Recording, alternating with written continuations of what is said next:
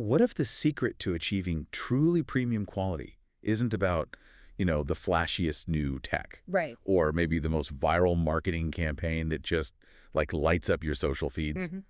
What if instead it's about something quieter? A deliberate return to the most fundamental principles of nature Yeah. and, yeah, literally getting your hands dirty. Right back to basics. Exactly.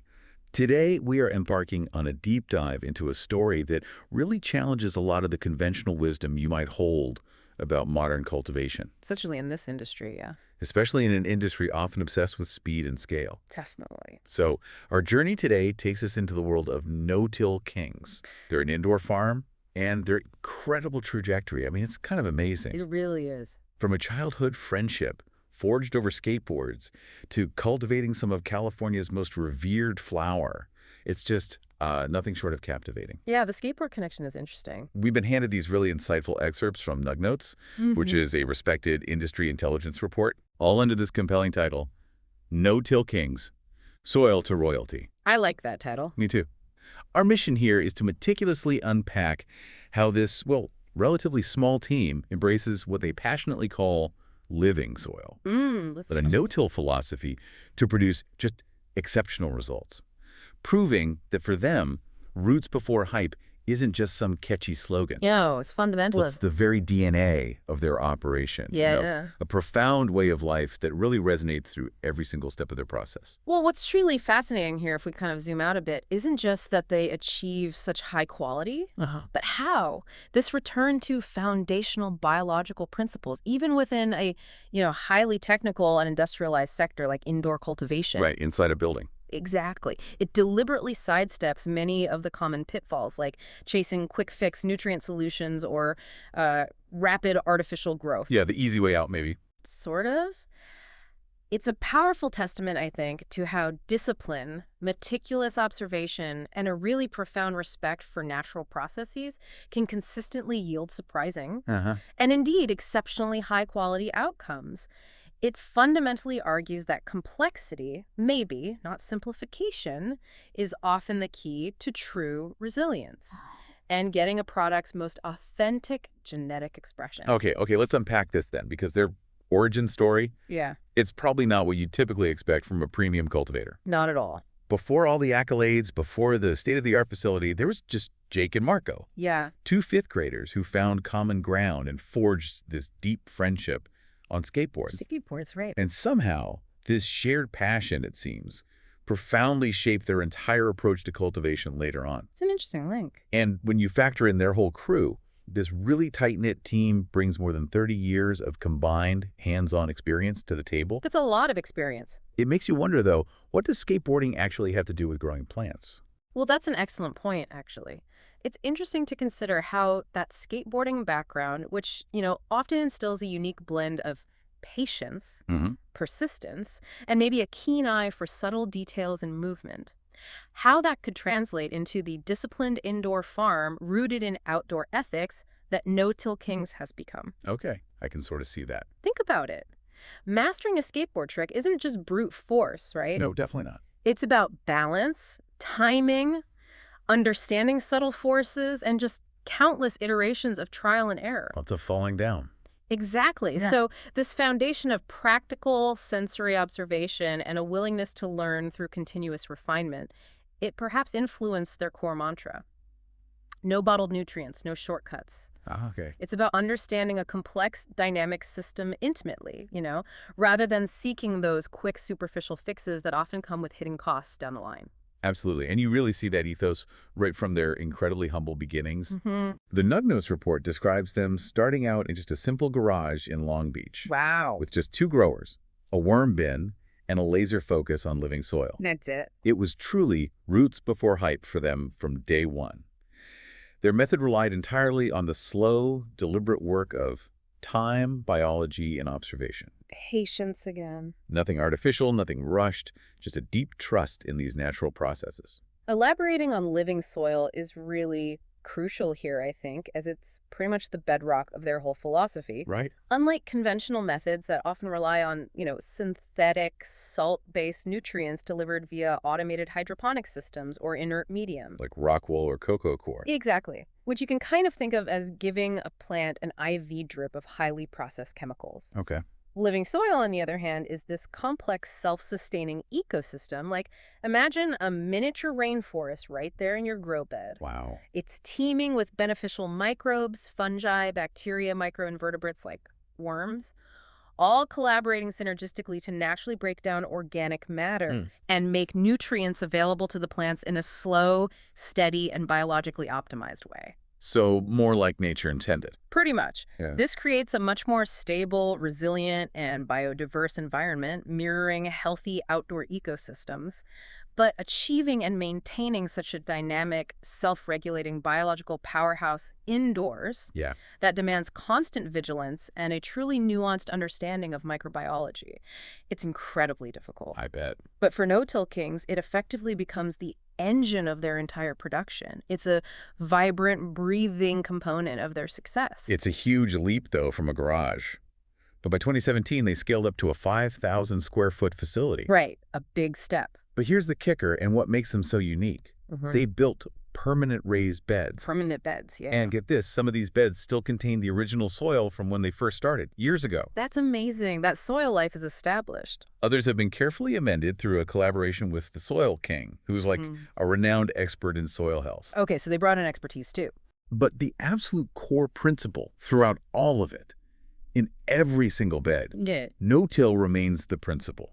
Non-negotiable. It's just a non-negotiable part of their DNA. And if we connect this to the bigger picture, their no-till approach is absolutely integral to what they call their closed-loop process. Okay. By not disturbing the soil, so not plowing or tilling it, they preserve its intricate microbial architecture, right? Right, the structure. The delicate fungal networks, the whole vast underground highway of biological activity. Leaves and stalks aren't removed or discarded. No. They stay in the bed where worms break them down, naturally returning those vital organic compounds and nutrients directly back into the soil system. So it feeds itself, basically. It's a perpetual cycle of life and decomposition, exactly. They even manage compost, teas, and cover crops in-house, minimizing external reliance and ensuring everything is tailored to their specific needs. For instance, they might use specific cover crops, like maybe clover to fix nitrogen, or others to draw up trace minerals, all to feed that soil. This means inputs are minimal and local, which reduces their ecological footprint and ensures purity. What's truly remarkable here, and it's explicitly stated in our source, is that it's a system built to last, not a branding tool. That's huge. Which raises an important question for you, the listener.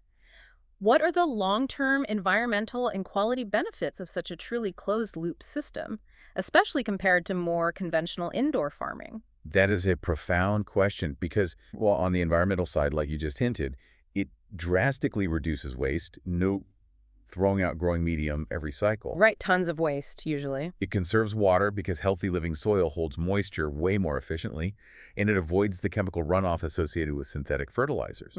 Big environmental pluses. But on the quality front, that sustained, undisturbed biological activity often results in plants that are significantly more robust, more resilient, and critically express a fuller, far more complex profile of terpenes and cannabinoids.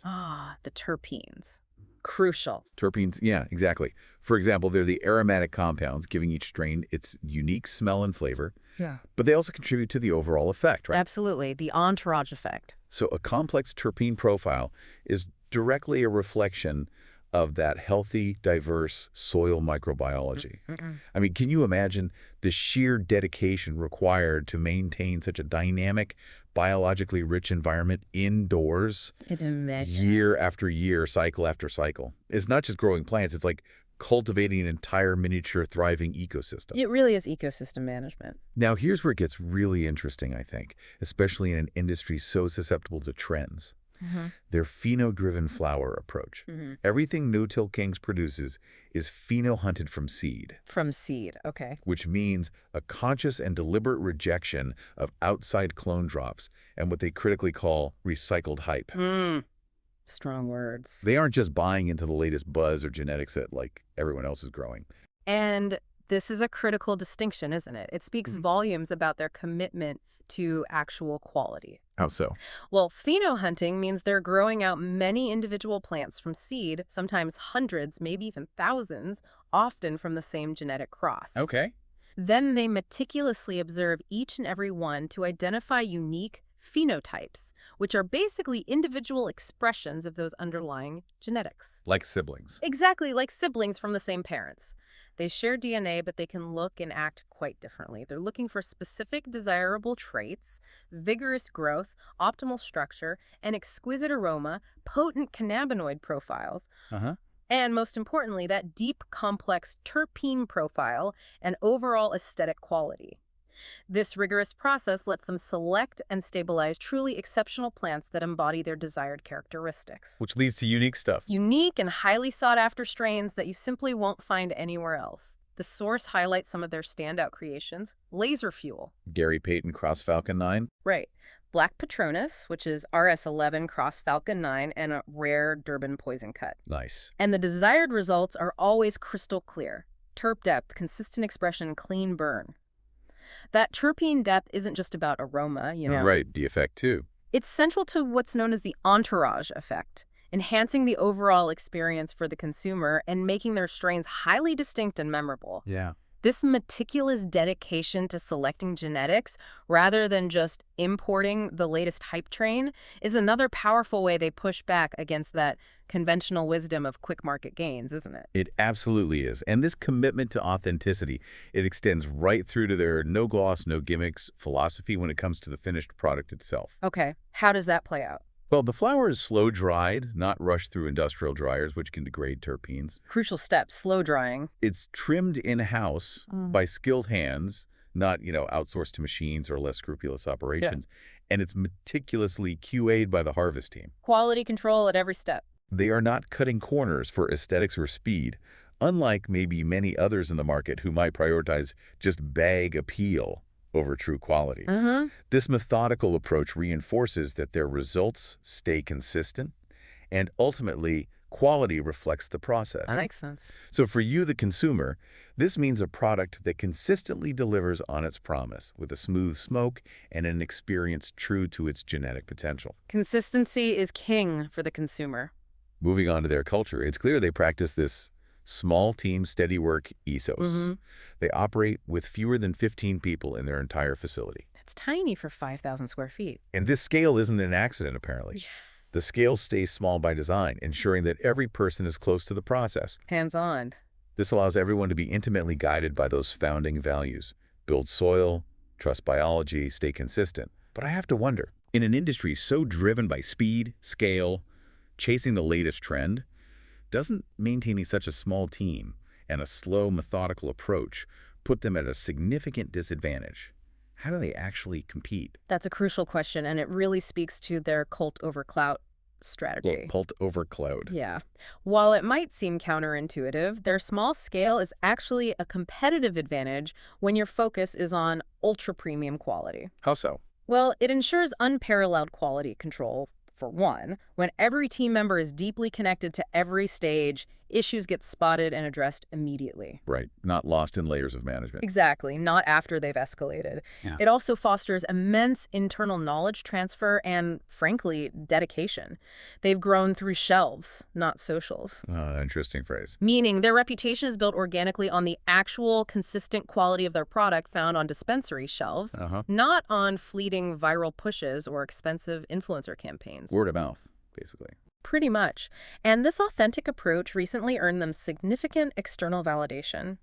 In 2024, they placed second for flower at the highly competitive Trends Bay Challenge in San Diego. Wow, second place is huge there. It's a powerful demonstration that genuine quality, built from the ground up, speaks louder and resonates more deeply than any amount of marketing hype.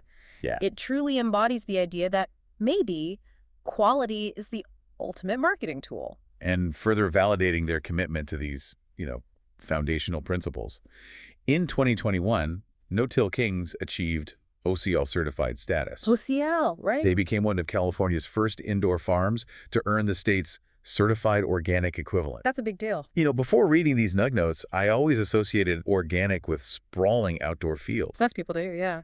The fact that an indoor farm like No-Till Kings achieved this certification without changing their practices, it truly shifts my perspective on what's possible in controlled environments.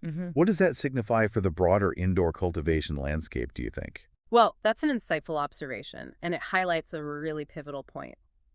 The OCL certification, especially for an indoor operation, is incredibly significant. Why specifically? Because it signifies a rigorous, third-party verified adherence to organic principles.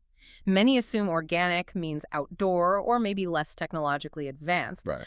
But No-Till Kings proves it's about how you cultivate, not necessarily where. The fact that, as the source states, it didn't require them to change their practices at all, certification confirmed them, is profound. Just confirmed what they were already doing. Exactly. It underscores that their living soil, closed loop, and minimal input methodologies already met the highest standards for environmental stewardship and product purity. So it wasn't just a label grab. Not at all. It's a verified affirmation of their long-held operational integrity. And for the broader industry, it demonstrates that you can operate at the highest ethical and environmental standards indoors. It challenges the notion that intensive indoor cultivation must inherently rely on synthetic inputs. It kind of provides a blueprint for sustainable, high-quality indoor farming. A blueprint, yeah. Yeah. Looking to the future, they're taking a characteristically steady approach. Steady as she goes. Customers can expect expanded pre-roll production, which is, a popular and accessible product format, and also a completely new SKU that's a stock-keeping unit. Basically a new product line by the end of 2025. Okay, some new stuff coming. It's growth, but clearly it's thoughtful, intentional growth. Yeah. Staying absolutely true to their roots and not just chasing fleeting market fads. Indeed. And they conclude with a truly powerful motto that I think encapsulates everything we've discussed today. Yeah, what is it? Keep the beds alive, keep the worms fed, let the flower speak. Let the flower speak. What a profound statement about their core beliefs, right? Their unwavering commitment to biological principles, to the integrity of their process, and to letting the inherent quality and character of their product be their ultimate testament, the final word on their success. What an illuminating exploration of No-Till Kings. Just a true testament to the power of patience, sound biological principles, and unwavering authenticity in creating truly exceptional products. It really is. This deep dive has shown us that sometimes maybe the most innovative path is actually a return to fundamental truths. Absolutely. We've seen how their journey, rooted in that skateboarding friendship, their profound commitment to nurturing living soil and closed-loop systems, and their meticulous dedication to pheno-driven flower. Yeah. It all converges to contribute to a distinct and widely recognized quality that truly sets them apart. It's just a powerful example of how focusing on foundational values, rather than constantly chasing trends or, technological silver bullets, can genuinely lead from soil to royalty. Soil to royalty. Love it. So as we wrap up this deep dive, maybe consider this provocative thought for yourselves. Right. In a world that's constantly chasing the next big thing, right? The fastest shortcut or the most dazzling digital marketing. Yeah, the noise. What other areas of our lives, or even other industries entirely, could truly benefit from adopting a roots before hype approach? Interesting question. What if we were to trust biological processes more, maybe embrace the complexity of natural systems, and genuinely let the intrinsic quality and integrity of our efforts speak for themselves? Let the work speak. Yeah. What fundamental principles are we overlooking, or perhaps actively neglecting, in our relentless pursuit of speed, scale, and, let's face it, immediate gratification? Something to think about. Definitely something to chew on as you go about your day.